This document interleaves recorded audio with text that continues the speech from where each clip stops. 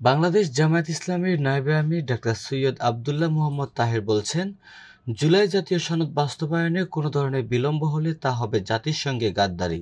গতকাল শুক্রবার বিকালে জাতীয় সংসদ ভবনের দক্ষিণ প্লাজায় জুলাই জাতীয় সনদ স্বাক্ষর অনুষ্ঠান শেষে সাংবাদিকদের এক প্রশ্নের জবাবে তিনি এই প্রতিক্রিয়া জানান।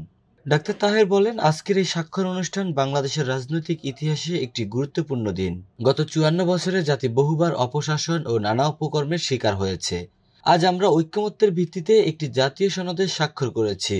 যদি সনদটি আন্তরিকভাবে বাস্তবায়ন করা হয়, তাহলে দেশের রাজনীতিতে গুণগত পরিবর্তন আসবে বলে আমরা আশা করি। এ সময় তিনি আরো বলেন, যারা আগামী দিনে দায়িত্বে আসবেন তারা যেন এই সনদের দাবিগুলো হুবহু গ্রহণ করেন, এটাই আমাদের প্রত্যাশা। জামাতের এই নায়েবে আমির আরো জানান, দীর্ঘ আলোচনার পর যে সনদে স্বাক্ষর হয়েছে সেটি সব পক্ষের সম্মতিতে হয়েছে। তবে এই সনদকে এখনো আইনি ভিত্তি দেওয়া হয়নি, যা অনেকের মনে প্রশ্ন তৈরি করছে। তিনি আরো বলেন, আমাদের দাবি অল্প সময়ের মধ্যে এই ঐকমত্যের সনদকে আইনগত স্বীকৃতি দিতে হবে। আমরা প্রধান উপদেষ্টাকে সম্মান জানিয়েছি এবং তার উপর আস্থা রেখেছি। আশা করি তিনি তার কথা রাখবেন এবং নতুন করে কোনো রাজনৈতিক জটিলতা তৈরি করবেন না।